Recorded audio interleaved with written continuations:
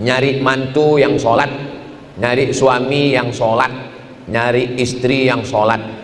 Walaupun duitnya banyak, walaupun profesor doktor, kalau nggak sholat satu sel sama Fir'aun dan Korun. Orang sholat tidak akan stres.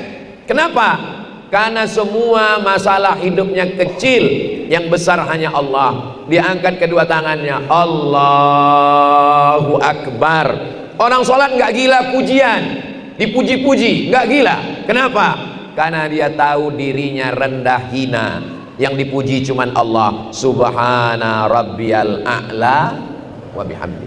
Orang sholat merasa dirinya kotor, makanya di antara dua sujud dia minta Rabbil firli warhamni wajburni warfa'ni warzuqni wahdini wa'afini wa'fani. Orang yang sedang sholat, dia sedang ngobrol dengan Allah, dia sedang bercerita dengan Allah, dia sedang bersama dengan Rasulullah, dia sedang berhadap-hadapan dengan Nabi Muhammad SAW. At-tahiyatul mubarakatus salawatut tayyibatu lillah.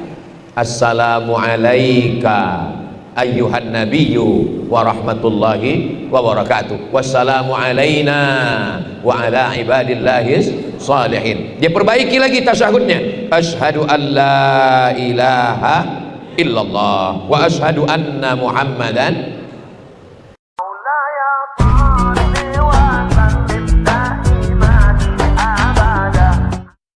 Bapak Ibu hadirin hadirat jamaah fardu subuh, semua yang hadir ini, man shallat subha fi jama'atin, siapa yang sholat subuh berjamaah, faka'annama shallal laila kullah, dapat pahala seperti sholat sepanjang malam.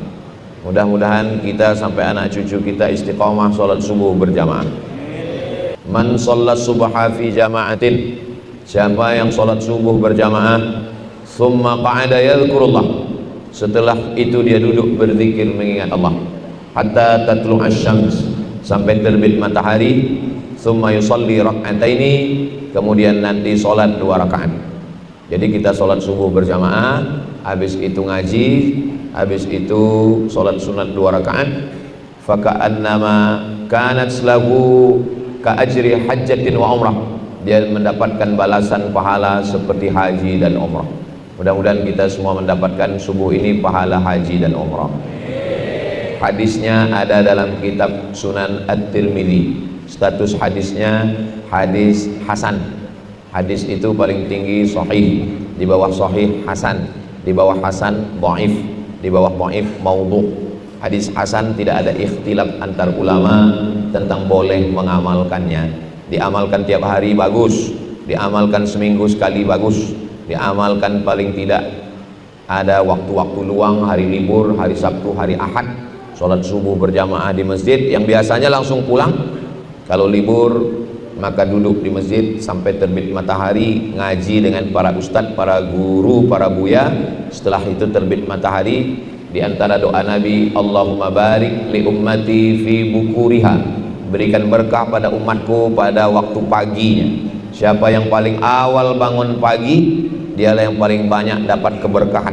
Mungkin tadi ada yang bangunnya jam 2, ada yang jam 3, ada yang jam 4. Siapa yang paling awal, maka dialah yang paling banyak dapat keberkahan. Semoga kita semua yang awal subuh ini mendapat keberkahan hari Senin yang penuh dengan berkah ini, insyaallah. Amin ya rabbal alamin. Masjid ini ada pondasinya, ada tiangnya, ada dindingnya, ada atapnya, dan ada aksesoris-aksesorisnya. Begitu juga dengan hidup kita ini. Hidup kita ini sama seperti bangunan masjid. Yang pertama kali dibangun adalah pondasi. Kalau kebetulan tanahnya ini tanah gambut, tanahnya tanah yang tidak kuat, dia mesti ditanamkan tiang pancang. Karena kalau pondasi tidak kuat, dinding retak, atap roboh. Nauzubillah. Kenapa kubah beton bisa bertahan di atas? Karena tiang penyangganya kuat. Kenapa tiang penyangganya bisa kuat? Karena ada pondasi yang sangat kuat. Maka pondasi yang kuat bagi seorang muslim adalah dalam Islam disebut dengan aqidah. disebut juga namanya lain adalah tauhid, disebut juga dengan al-fiqhul akbar, disebut juga dengan ilmul kalam, disebut juga dengan ma'rifatullah, mengenal Allah subhanahu wa ta'ala. Inilah dasar yang paling utama. Kenapa dia disebut dengan tauhid? Karena dasar agama kita wahada yuwahhidu tauhidan la ilaha illallah. Jangan sampai mempertuhankan selain daripada Allah subhanahu wa ta'ala. Kenapa dia disebut dengan akidah? Akidah adalah dua tali yang diikat. Maka ada namanya akad jual beli. Akad jual beli antara pembeli dengan penjual. Saya jual barang ini sekilo 10.000 tunai, saya beli. Saya nikahkan anak saya dengan kamu dengan mahar sebentuk cincin emas, namanya akad. Karena ada pembeli, ada penjual, ada wali, ada laki-laki mempelai, maka disebut dengan akad. Kita juga dengan Allah itu disebut dengan akidah. Kita berjanji di hadapan Allah, asyhadu an la ilaha illallah wa asyhadu anna muhammadan rasulullah. Kenapa dia disebut dengan ilmul kalam? Karena ulama waktu membahasnya al-kalamu fi kada, al-kalamu fi kada, al-kalamu fi kada, maka disebut dia dengan ilmul kalam. Kenapa disebut dia dengan al-fiqhul akbar? Karena ada al-fiqhul asghar, fikih kecil, mengkaji masalah air suci mensucikan, mengkaji masalah rukun syarat wajib sunat, itu namanya fiqhul asghar. Sedangkan fikih yang besar adalah al-fiqhul akbar, itu menurut Imam Hanafi, Imam Abu Hanifah. Jadi anak-anak bapak ibu yang belajar di Islamic Boarding School Jannatun Naim ini, ditanamkan ke dalam hati dan pikiran mereka pondasi dasar utama adalah akidah ahli sunnah wal jamaah, wujud qidam baqa mukhalafatu lil hawadisi qiyamuhu binafsihi wahdaniyah qudrat iradat ilmun ayat sama basar kalam. Sekarang ada akidah khawarij, ada akidah mu'tazilah, ada akidah liberal, ada akidah sekuler, ada akidah ateis. Tidak bisa. Kalau zaman dulu buya-buya, ustadz-ustadz guru kita melarang di pondok pesantren, jangan ikut Syiah, jangan ikut Wahabi, jangan ikut Khawarij. Itu muridnya langsung takut. Zaman sekarang kalau ustadz ada mengatakan jangan ikut akidah Mu'tazilah, langsung dia cari di Google Mu'tazilah. Makanya sekarang tidak bisa kita larang orang, karena kalau makin kita larang itu berarti iklan gratis. Maka cara yang paling ampuh adalah mengajarkan akidah yang benar. Biasanya akidah referensi paling mendasar Aqidatul Awam, nama syarahnya Jala'ul Afham, penjelasannya ditulis oleh Sayyid Muhammad bin Alawi bin Abbas Al-Hasani Al-Maliki. Lalu kemudian yang agak tinggi sedikit biasanya di Sanawiyah Al-Husunul Hamidiyah. Biasanya kalau sudah di Aliyah Ad-Dasuqi ala Ummil Barahin. Kenapa sifatnya cuma 20? Sifat Allah itu kan banyak. Kenapa dibatasi cuma 20? Itu disusun oleh ulama mazhab Imam Abul Hasan Al-Asy'ari, karena dengan 20 itu sudah cukup untuk menseleksi apapun dan siapapun yang mau jadi Tuhan. Banyak sekarang mau jadi Tuhan. Sudah disurvei di dunia ini, jumlah Tuhan sekarang ada 2000. Saking banyaknya mau jadi Tuhan 2000. Bagaimana cara menseleksi santri baru? Penerimaan santri baru pesantren Islamic Boarding School Jannatun Naim. Mana ijazah SD, mana surat kesehatan, mana surat bisa baca Quran. Itu fit and proper test. Nah sekarang kalau ada orang ngaku saya Tuhan, gimana cara fit and proper testnya? Caranya itulah dia sifat 20. Misalnya ada orang mengatakan Nabi Isa itu Tuhan. Bagaimana cara menseleksinya?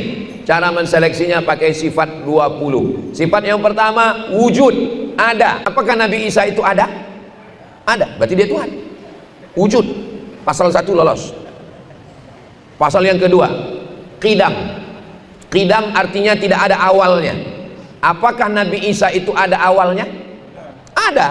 Dia dilahirkan. Siapa yang melahirkan dia? Maryam. Berarti ada awalnya. Maka kalau ada awalnya bukan Tuhan. Wujud qidam. Baqa. Baqa artinya ada akhirnya. Berarti dia meninggal dunia. Maka kalau ada akhirnya bukan Tuhan. Kena dua pasal.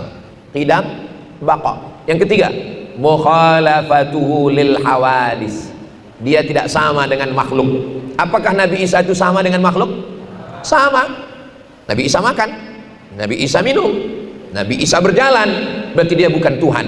Mukhalafatuhu lil hawadis. Ada artis di Jakarta, malam-malam dia bersemedi, pejam mata. Lalu katanya dia naik ke langit yang ketujuh, dan dia ketemu dengan Tuhan hitam. Ketemu dengan Tuhan sedang duduk, warnanya hitam. Dia sedang pejamkan mata, ya hitam lah, orang gelap. Itulah kalau tidak mengaji sifat 20. Seandainya dia ngaji, langsung yang hitam itu terbantahkan. Kenapa?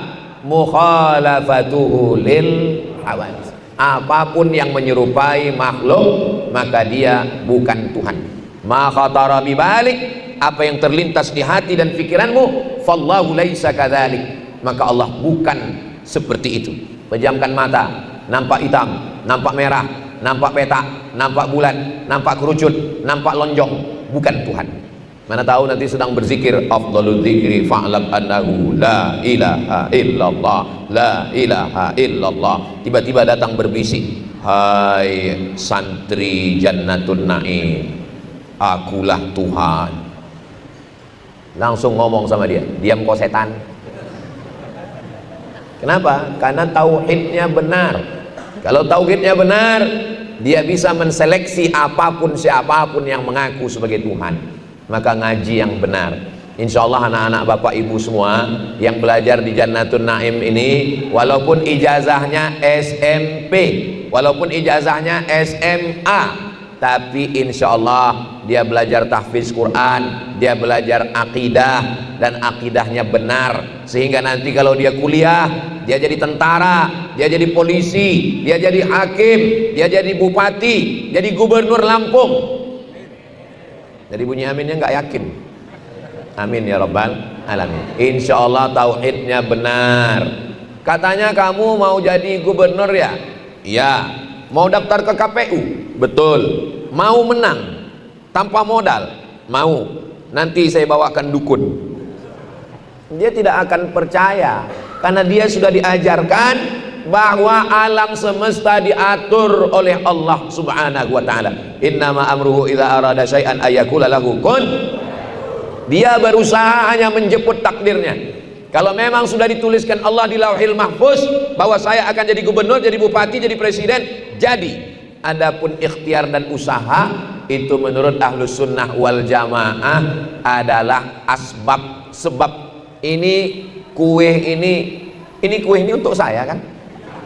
Iya, untuk saya. Ini air ini untuk saya. Memang sudah ditetapkan Allah di Lauhil Mahfuz bahwa ini untuk saya. Tapi kalau saya tidak membuka tutupnya, kalau saya tidak berusaha mengambilnya, apakah mungkin kue itu masuk sendiri ke mulut saya? Tidak. Ini macet-macet. Ini sudah ditakdirkan Allah di Lauhil Mahfuz bahwa mic ini macet pagi ini. Tapi saya membiarkan mic ini terus di tangan saya tanpa berusaha untuk merubahnya. Itu bukan Ahlus Sunnah wal Jamaah. Itu namanya Jabriyah. Jabriyah itu berserah kepada takdir. Saya mesti berusaha untuk melawan mic mati, untuk menggantinya dengan mic yang baru. Ternyata mati juga. Itu bedanya Ahlus Sunnah wal Jamaah dengan Jabriyah. Jabriyah diambil dari kata jabr. Jabr artinya terpaksa. Manusia itu seperti wayang yang dimainkan oleh dalang. Jabriyah ini bahaya. Nanti orang tidak berusaha sama sekali. Selesai ngaji, ditanya sama istri, Mas, kamu nggak kerja hari ini? Allah sudah menuliskan rezeki hari ini, gak perlu berusaha. Ini Jabriyah. Sedangkan kita Ahlus Sunnah wal Jamaah ada namanya al-kasbu wal ikhtiar. Ada ikhtiar kita berusaha. Tapi kalau kita sudah berusaha optimal tidak juga dapat, berarti menurut ketentuan ketetapan Allah memang itulah sudah ditetapkan untuk kita hari ini. Rufi'atil aqlam, pena takdir sudah diangkat, wajaffatis suhub, kertas sudah kering. Ini banyak sekarang orang menyalah-nyalahkan Allah, menyalah-nyalahkan takdir, mengaku Ahlus Sunnah wal Jamaah padahal sebenarnya ahlul bid'ah wad dhalalah, karena terjebak dalam Jabriyah. Ini pondok masjid besar, ini memang ketetapan Allah, tapi ada usaha dari manusia. Allah kasih telinga, dengar. Allah kasih mata, lihat. Allah kasih hati, renungkan. Allah kasih akal, fikirkan. Hidup ini terbagi dua. Ada yang kita bisa memilih, ada yang kita nggak bisa memilih. Contoh yang bisa memilih antara minum di botol atau minum di gelas. Saya mau minum di botol atau minum di gelas, bisa milih atau tidak? Bisa. Kalau saya minum di gelas bisa, saya minum di botol juga bisa. Antara saya mau kue yang coklat atau yang hijau, bisa saya milih? Bisa. Kalau saya mau saya ambil hijau, kalau saya mau saya ambil coklat. Tapi ada perkara yang saya nggak bisa memilih.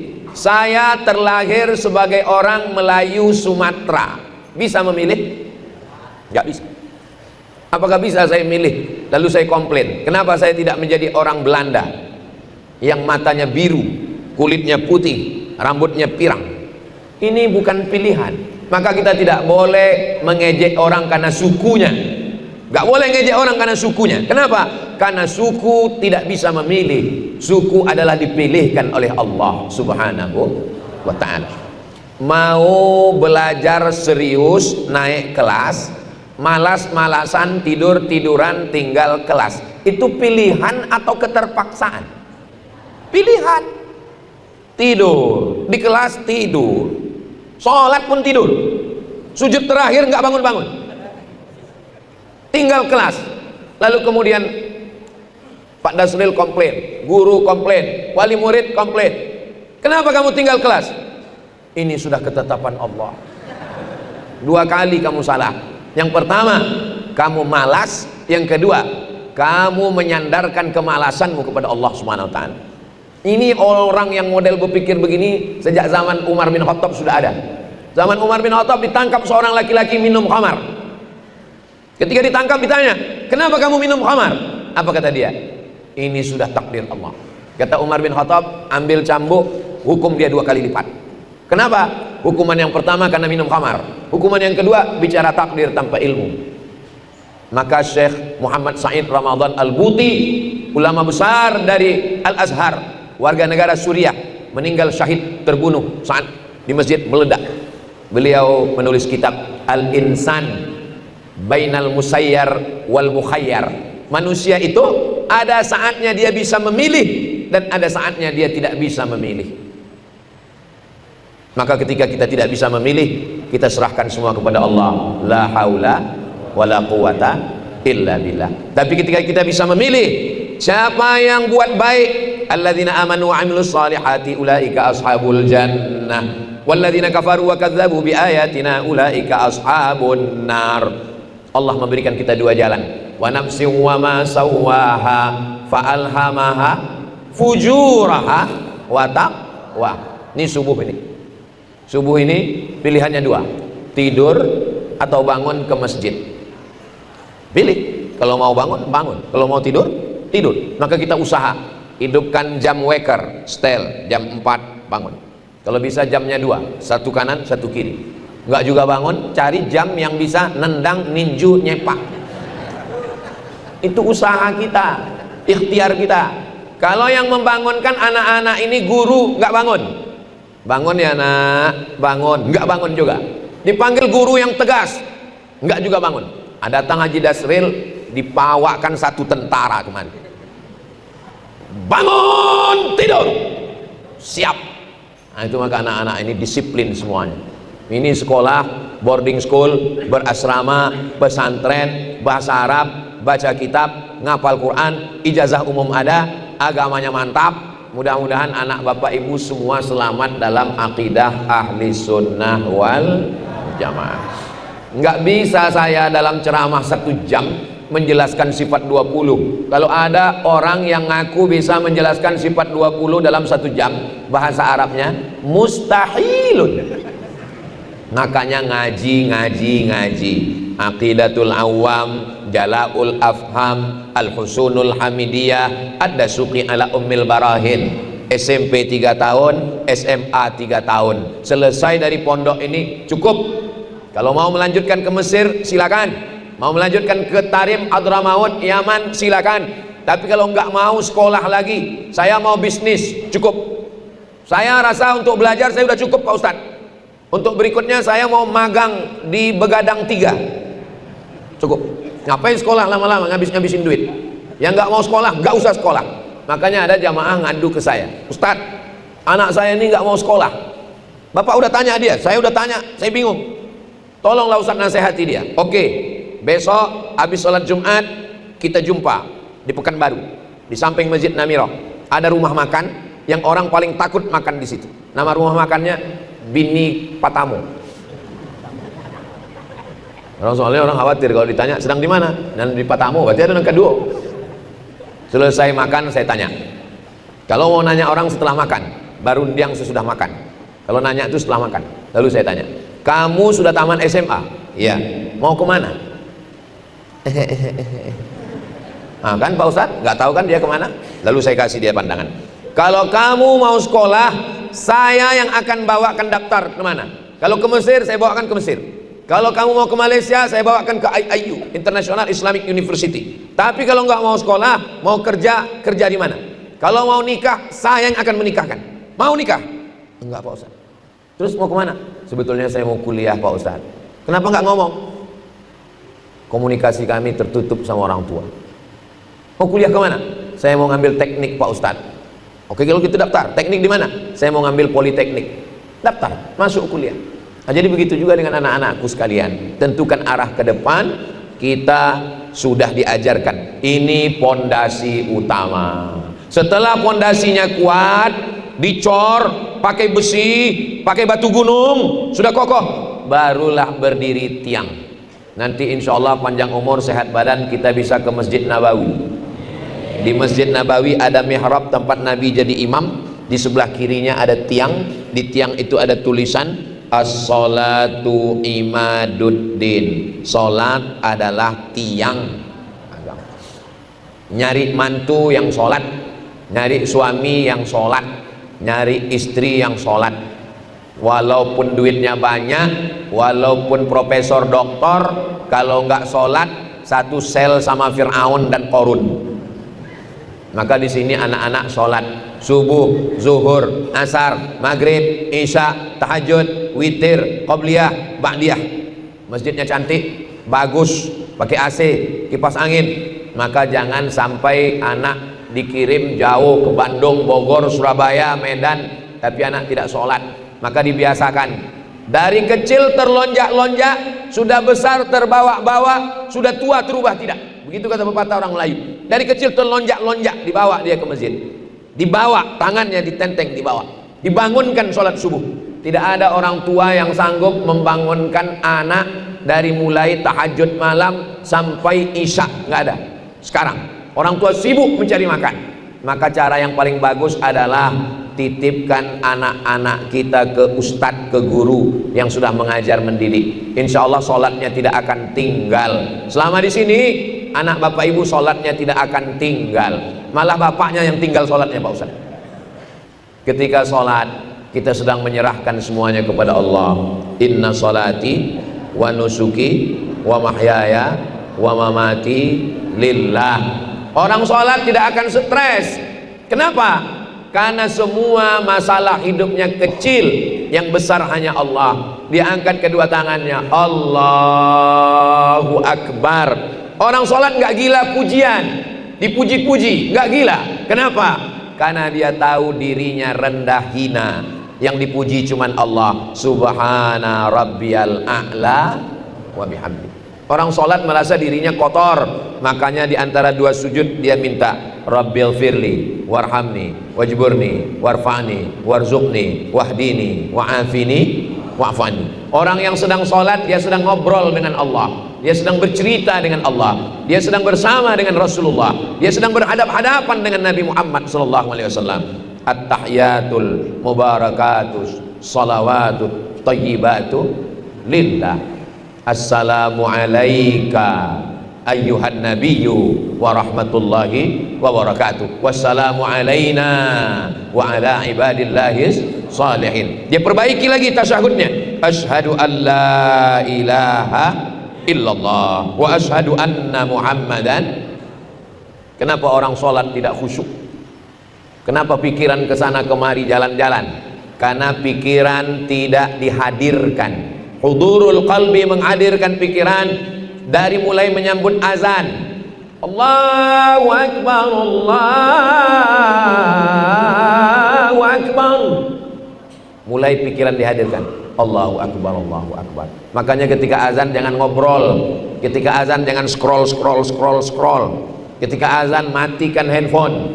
Siapa yang bicara ketika azan dikhawatirkan matinya su'ul khatimah. Maka mulai azan menjawab, hayya 'alas shalah, la haula wala quwwata illa billahil aliyil azim.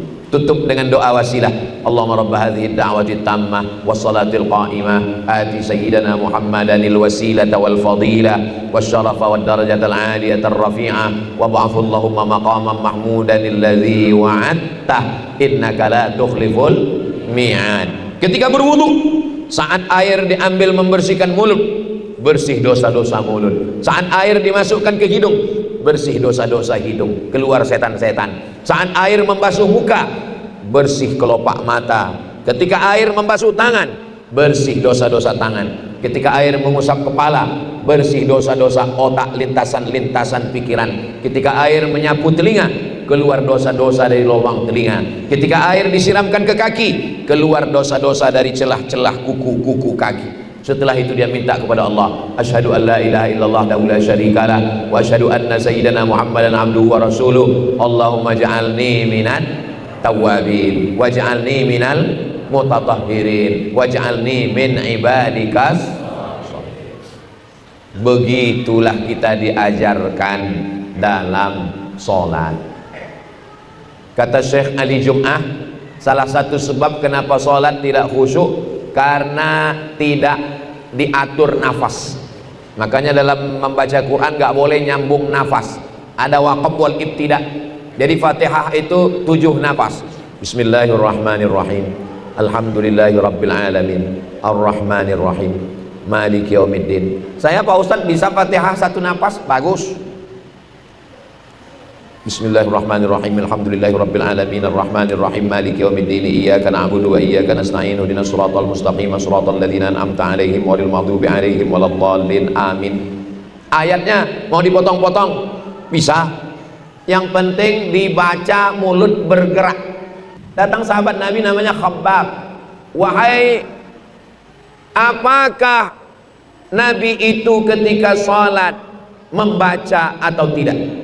Kata Khabbab, Nabi itu ketika sholat mulutnya membaca, mulutnya bergerak. Bismillahirrahmanirrahim, alhamdulillahirabbil alamin. Dari mana kamu tahu, wahai Khabbab? Dari mana kamu tahu bahwa Nabi itu waktu sholat mulutnya bergerak?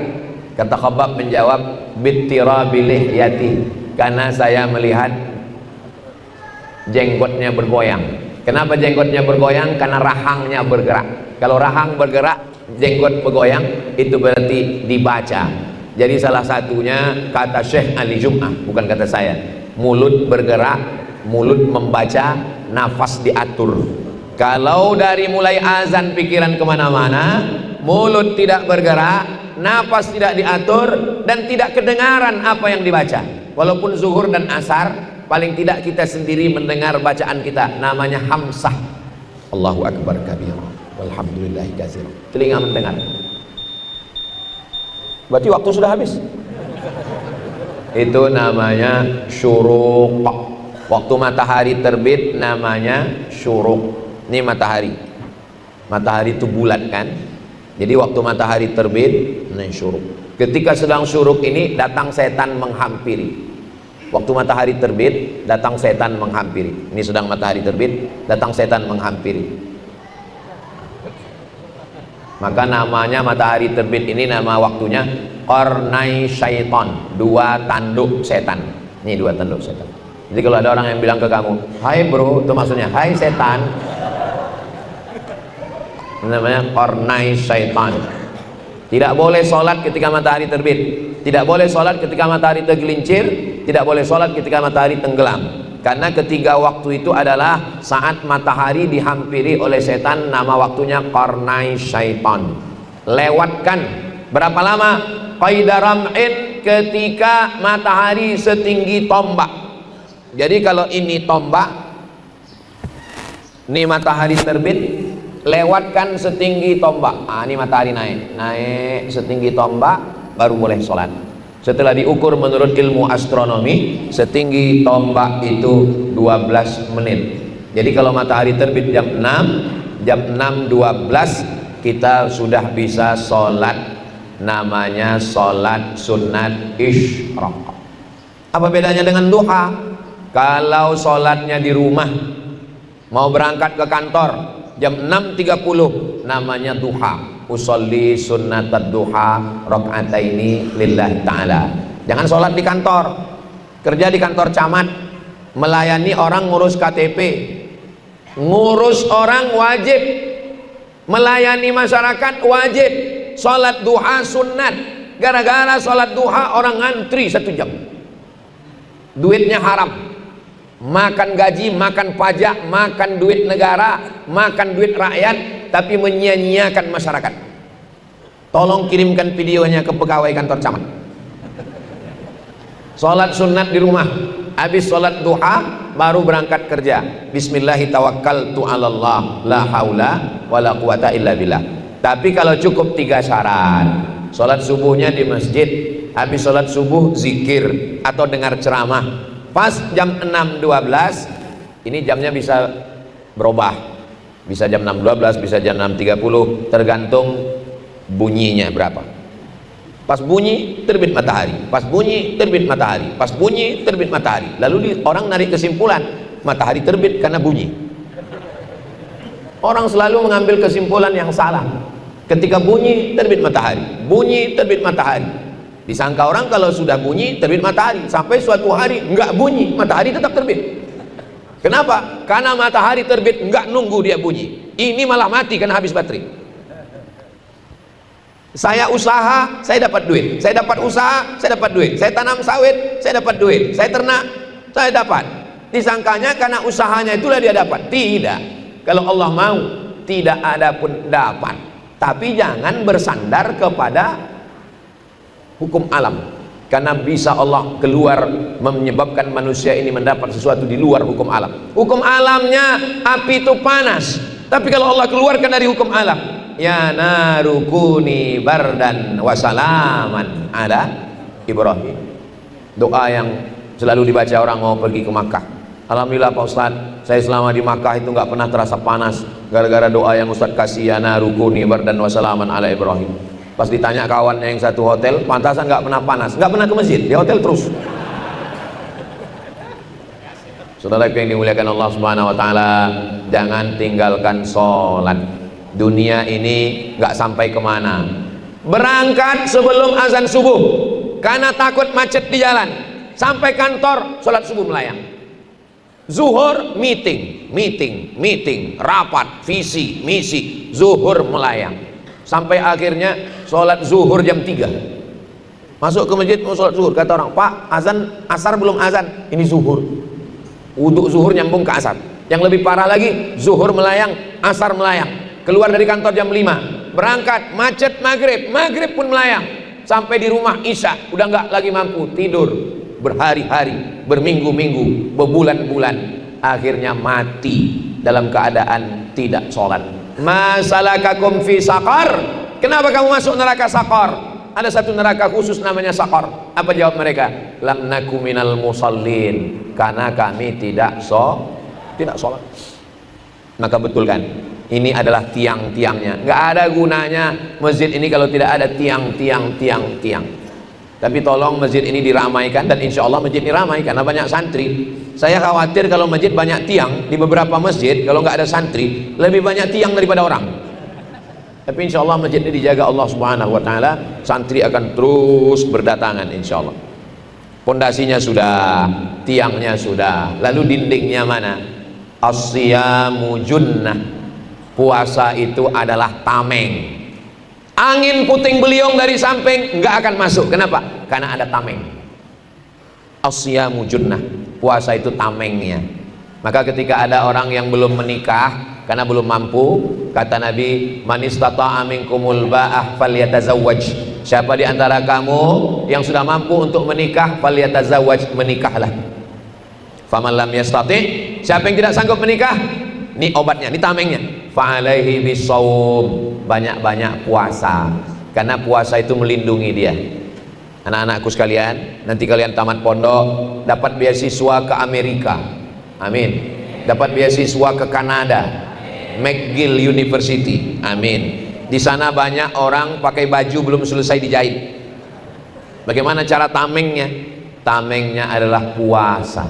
Dengan puasa kalian menundukkan pandangan. Dengan puasa libido seksual turun.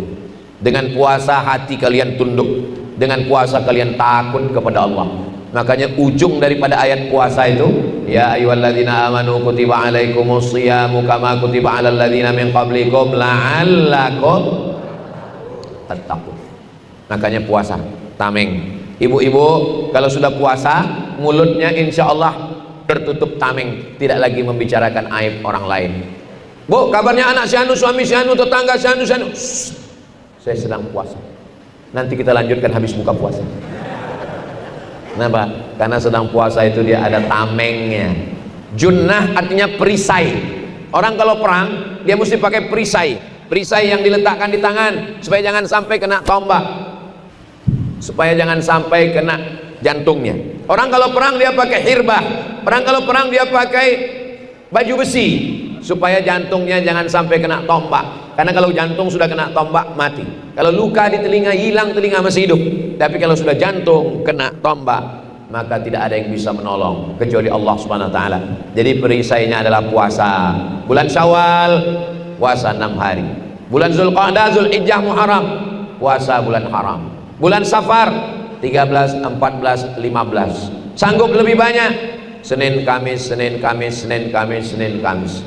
Sanggup lebih banyak 1, 3, 5, 7, 9, 11, 13, 15, 17, 19, 21, 23, 25, 27, 29, 15 hari. Puasa Nabi Daud namanya. Puasa sehari, makan sehari. Ustaz, boleh saya nanya? Boleh.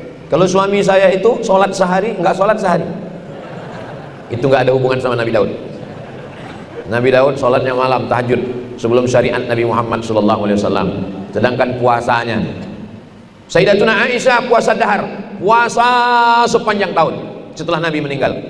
Bapak sudah tua, tidak kerja, anak tak ada, sebatang kara, mau ibadah, boleh puasa tiap hari. Tapi bapak-bapak yang masih aktif bekerja nggak boleh puasa tiap hari karena mengganggu mencari nafkah, badannya lemah.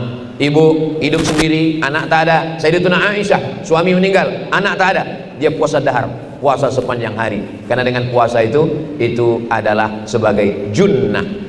Pondasinya akidah, tiangnya sholat, dindingnya junnah, lalu atapnya khudh min amwalihim, ambil harta mereka ya Muhammad sallallahu alaihi wasallam, shadaqatan, sebagai zakat, tutahhiruhum, mensucikan mereka, wa tuzakkihim, dan membersihkan mereka, zahirnya, batinnya bersih. Kenapa sampah tidak masuk? Kenapa meteor tidak masuk? Kenapa debu tidak masuk? Karena ada kubah. Kubah ini bukan dari Islam. Coba baca sejarah Nabi. Atap Masjid Nabawi pelepah korma yang disusun-susun. Atap Masjid Nabawi itu rata, bukan melengkung.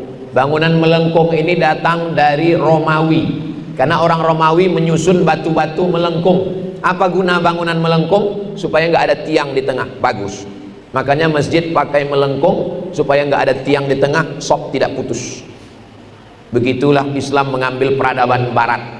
Jadi kalau ada orang mengatakan kalau tidak dilakukan Nabi bid'ah, berarti kubah nih bid'ah, mesti dirobohkan nih Pak Haji, karena bid'ah.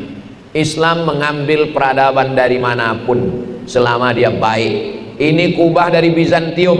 Coba tengok gereja yang dibangun oleh Konstantin, nama kotanya Konstantinopel, yang dibangunnya adalah gereja besar. Datang Muhammad Al-Fatih dirubah jadi masjid, datang Mustafa Kemal Ataturk dirubah jadi museum, datang Presiden Erdogan robah lagi jadi masjid. Sekarang nanti adik-adik panjang umur sehat badan mampir ke Konstantinopel yang dirubah namanya menjadi Istanbul. Nanti tengok arsitektur bangunan melengkung, dari dinding ke dinding melengkung sehingga tidak ada tiang di tengah. Islam mengambil sesuatu yang baik, walaupun tidak dibuat orang Islam. Kalau baik boleh diambil. Termasuk mikrofon ini yang buat bukan orang Islam. Kenapa boleh dipakai? Karena baik dan tidak terkait masalah ibadah. Ini buatan bukan orang Islam. Power on off. Kalau orang Islam yang buat ini tertulis al-hayah wal maut. Sepeda motor, mobil. Makanya banyak yang komen-komen di Instagram saya itu, yang followernya 9 juta itu. Maksudnya yang belum follow. Somat, kau pakai moge, itu punya orang kafir. Kau pakai mobil off-road, itu punya orang kafir. Katanya kau orang Islam. Kalau kafir aja, udah kafir bodoh lagi.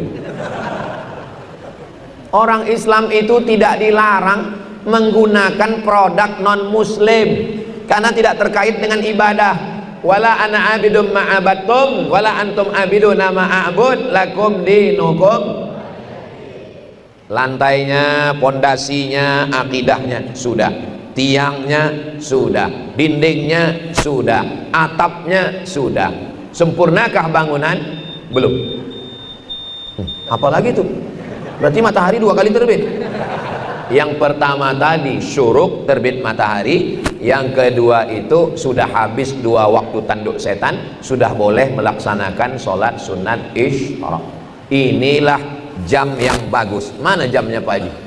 Ini saya sarankan masjid-masjid tolong datang ke masjid pesantren Islamic Boarding School Jannatun Naim untuk meniru masjid ini, karena di banyak masjid orang sudah sholat sunat langsung ketika terbit matahari. Di sini dibuat 2 kali, satu terbit matahari, satu lagi setelah lewatnya qarnai syaitan, sehingga masyarakat terjaga, terpelihara ibadah. Pondasinya sudah, tiangnya sudah, dindingnya sudah, atapnya sudah. Tapi kalau masjid ini gelap, tidak nampak mana orang mana tiang. Bayangkan kalau tausiah dalam keadaan gelap, saya pun macam ceramah di depan hantu.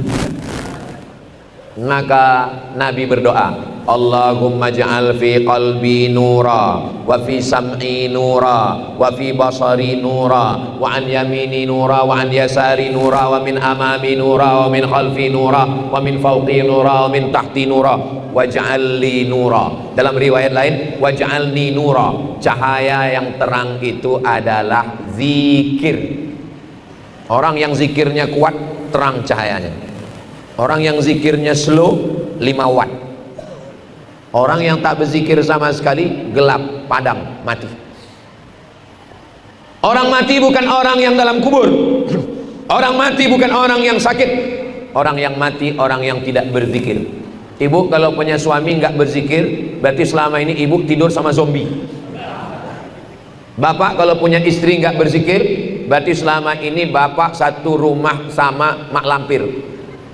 Masalul ladzi yadhkuru rabbahu wal ladzi la yadhkuru rabbahu. Perumpamaan orang yang mengingat Allah dan orang yang tidak mengingat Allah, kamatsalil hayy wal mayyit, seperti orang hidup dan orang mati. Kapan orang hidup? Ketika dia berzikir. Terang cahaya, maka zikir. Afdalu dzikri fa'lam annahu la ilaha illallah. Makanya tadi selesai sholat kita berzikir, subhanallah, subhanallah, subhanallah, alhamdulillah, alhamdulillah, alhamdulillah, Allahu akbar, Allahu akbar, Allahu akbar. Tapi Pak Ustadz, itu orang Naksabandiyah, tarekat Naksabandiyah zikirnya Allah, Allah, Allah, Allah, Allah, Allah. Itu ada juga dalam Quran. Coba tengok di video YouTube. Ada orang mengatakan Allah bukan zikir. Siapa yang menyebut Allah berarti dia bukan berzikir. Inna fi khalqis samawati wal ard wa ikhtilafil laili wan nahar la ayatin li ulil albab alladzina yadhkuruna Allah. Itulah dalil zikir Allah. Alladzina yadhkuruna Allah, orang yang menyebut Allah qiyaman, tegak, wa qu'udan, duduk, wa ala junubihim, Allah Allah Allah Allah Allah Allah Allah Allah Allah Allah Allah, tidak berbunyi, tidak bersuara, lidahnya tak bergerak, hidup di dalam kalbunya, Allah Allah Allah Allah, sesuai dengan detak jantung. Ada orang berzikir pakai zikir nafas. Nafas kita ini dua, satu ditarik, satu dihembus. Satu ditarik, satu dihembus. Orang mati itu waktu menarik atau waktu ngembus? Waktu ngembus. Gak ada orang mati waktu narik, gak ada. Semua mati waktu mengembus. Maka disebut menghembuskan nafas yang terakhir. Pernah dengar berita meninggal waktu narik nafas terakhir? Gak ada. Waktu mengembuskan nafas terakhir, disitulah ruh itu keluar, dan biji mata melihat ruh itu keluar. Makanya semua orang yang mati matanya melotot menengok ruhnya keluar. Datang orang menutupkan matanya, istrinya pun takut nengok dia. Yang menutupkan matanya ulama, yang dulu dia ejek, yang dulu dia olok. Maka kata Syekh Najmuddin Al-Qurdi, cicitnya Syekh Amin Al-Qurdi yang menulis Tanwirul Qulub, kata dia, kami Ustadz Somad tidak lagi zikir pakai tasbih. Saya tengok mereka nggak pakai tasbih, rupanya berzikirnya pakai nafas. Ditarik Allah, dihembus Allah, Allah Allah Allah Allah, tapi nggak berbunyi, nggak bersuara. Bisa kami berzikir seperti itu Pak Ustadz? Bisa, sambil bawa motor. Jadi kalau nampak nanti ada orang yang lain sibuk ngobrol, dia diam aja. Mungkin dia sedang berzikir nafas. Mungkin juga dia sedang mikir gaji 13 belum cair. Ada bupati, ada wali kota, ada ketua DPRD, ada kapolres, ada dandim. Mereka ngobrol tentang efisiensi. Kita nggak nyambung, bingung. Ngapain kita main HP? Ya kita berzikir nafas. Berzikir nafas itu merasakan sunyi di tengah keramaian. Orang ramai hiruk pikuk ngobrol macam-macam, kita sedang merasakan sunyi bersama dengan Allah SWT, dan merasakan ramai di tengah kesunyian. Kita waktu sedang sendiri, tapi kita tetap sedang berada bersama dengan Allah Subhanahu wa Ta'ala. Itu namanya tariqah. Tariqah artinya metode. Metode artinya cara. Kalau Syekh Abdul Qadir Al-Jilani metodenya tidak khafi, tidak sembunyi, tapi jahar. La ilaha illallah, la ilaha illallah. Samaniyah, Syekh Muhammad bin Abdul Karim Samman juga begitu. Makanya ada orang yang zikirnya jahar, la ilaha illallah, tapi ada orang yang zikirnya sir. Yang zikir jahar jangan mengejek zikir sir, yang sir jangan mengejek zikir jahar. Sudah tahu kawan sebelah tentang sir, adik-adik zikir la ilaha illallah. Ya, dia sedang menikmati sir. Yang sedang menunduk, mungkin dia sedang sir. Alladzina yadhkuruna Allah. Jadi apa mungkin kita mengingat Allah 24 jam? Ya kita manusia, kadang lupa, kadang lalai. Kata orang tua-tua dulu, berzikir ini macam meniti pematang. Anak-anak ini tak tahu pematang. Anak-anak santri yang tahu arti pematang, angkat tangan. Ini sawah, ini sawah. Di tengah sawah ini kan ada tanah liat, tempat jalan, itu namanya pematang. Pematang itu licin. Orang mikul padi, kadang terpleset, begitulah berzikir itu, macam meniti pematang. Kadang lupa, zikir lagi. Kadang lupa, naik lagi. Kadang lupa, naik lagi. Jangan sampai udah lupa masuk ke sawah, pergi nanggu ikan. Macam bawa motor juga, kadang lupa, fokus lagi. Kadang lelai, fokus lagi. Kadang ngantuk, fokus. Jangan sampai ngantuk dipeturutkan naik ke trotoar, masuk ke parit. Makanya orang kalau dia punya metode berzikir, kalaupun dia lupa cepat dia ingat. Cepat dia ingat. Kenapa? Ditalkinkan guru ke telinganya, afdalul dzikri fa'lam annahu la ilaha illallah. Naqsh artinya mencetak, dicetakkan zikir itu ke dalam kalbu.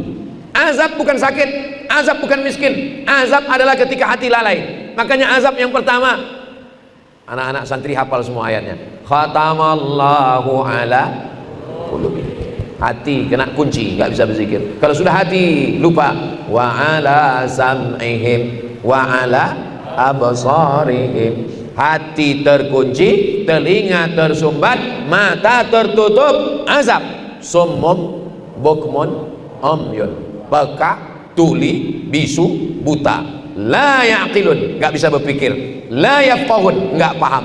La yubsirun, nggak bisa menengok. La yarji'un, tidak bisa kembali ke jalan kebenaran. Tapi berzikir mesti berguru. Man la syaikha lahu fasyaitanu syaikhuhu. Siapa yang tidak berguru, setanlah gurunya. Berguru. Ada ulamanya namanya Imam Bahauddin Naqsyabandi, maka nama tariqatnya Naqsyabandiyah. Ada nama imamnya Abdul Qadir Al-Jilani, nama tariqatnya Qadiriyah. Ada namanya Imam Abdul Hasan Asy-Syadzili, nama tariqatnya Syadziliyah. Ada namanya Imam Muhammad bin Abdul Karim Samman, nama tariqatnya Sammaniyah. Datang ulama namanya Syekh Khatib Sambas, lalu kemudian dia menggabungkan dua, antara Syekh Abdul Qadir Al-Jilani dengan Imam Bahauddin Naqsyabandi. Itulah yang kita kenal dengan tariqat Qadiriyah wan Naqsyabandiyah. Kedua-duanya ahlus sunnah wal jamaah. Syekh Abdul Qadir Al-Jilani wali Allah. Imam Nawawi mengakui kewaliannya. Kata Imam Nawawi, tidak ada wali Allah yang karamahnya paling diisbat, diakui ulama melebihi Syekh Abdul Qadir Al-Jilani. Maka disebut dia dengan Sultanul Aulia. Ketika dia sedang berzikir, tiba-tiba datang bisikan ke telinganya, hai Abdul Qadir Al-Jilani, berhentilah engkau berzikir, kau sudah kuangkat menjadi waliku, semua dosa-dosamu kuampunkan, yang sekarang, yang lalu, dan yang akan datang. Syekh Abdul Qadir Al-Jilani membaca ta'awuz dan meludah ke sebelah kiri. A'udzubillahi minasyaitonirrajim. Dia sedang mengusir setan. Kenapa? Karena bisikan itu bertentangan dengan ahlus sunnah wal jamaah. Mana tahu adik-adik nanti sedang berzikir malam, tiba-tiba datang bisikan, engkau sudah kuangkat menjadi waliku, maka semua yang halal haram bagimu, semua yang haram halal bagimu, dan semua dosamu kubersihkan. Maka baca ta'awuz, tiupkan di sebelah kiri, a'udzubillahi minasyaitonirrajim, karena setan selalu datang dari sebelah kiri. Makanya membangunkan teman yang tidur itu dari kanan, jangan dari kiri. Kalau kita bangunkan dari kiri, diludahinya kita, sangkanya kita setan. Lantainya, basicnya tauhid, tiangnya sholat, dindingnya puasa, atapnya zakat, lampunya adalah zikir. Adapun aksesoris, lukisan, kaligrafi yang indah, itu adalah amalan-amalan sunnah. Jangan tinggalkan amalan sunat, karena amalan sunat ini kalau tinggal nggak indah. Kenapa masjid ini indah? Karena banyak amalan sunat-sunat, relip-relip yang cantik-cantik dan indah-indah. Sengaja saya buat ngaji ini begini biar mudah ngingatnya. Nanti begitu masuk ke masjid, lantai, dinding, pondasi, atap, kubah, cahaya, relip, ini udah dijelaskan Ustadz Somad kemarin. Yang mana yang pondasi, yang mana yang tiang, yang mana yang atap, aku lupa, nggak ingat. Karena direkam, diupload ulang, tonton di channel Ustadz Abdul Somad Official. Jangan lupa subscribe, like, share, and comment. Akhirnya sampai juga jam 6.30, kita sholat sunat isyraq 2 rakaat. Sebelum itu kita berdoa kepada Allah, mudah-mudahan Islamic Boarding School Pondok Pesantren Jannatun Naim diberkahi Allah. Mudah-mudahan anak-anak santri semuanya panjang umur, sehat badan, istiqomah. Mudah-mudahan orang tuanya juga melepaskan anak dengan hati yang tabah. Mudah-mudahan guru-guru kita, buya, alim ulama kita panjang umur supaya kita dapat berkah. Kita semuanya mati husnul khatimah, masuk surga bersama Rasulullah. Al-Fatihah.